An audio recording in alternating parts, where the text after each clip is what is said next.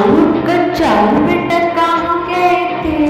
टमाटर के साथ खेल रहे थे, टमाटर की बॉल पकड़ रहे थे, बॉल पकड़ते गिर गए थे, रो रहे थे, पापा ने कहती थी, हंस रहे थे, खा रहे थे।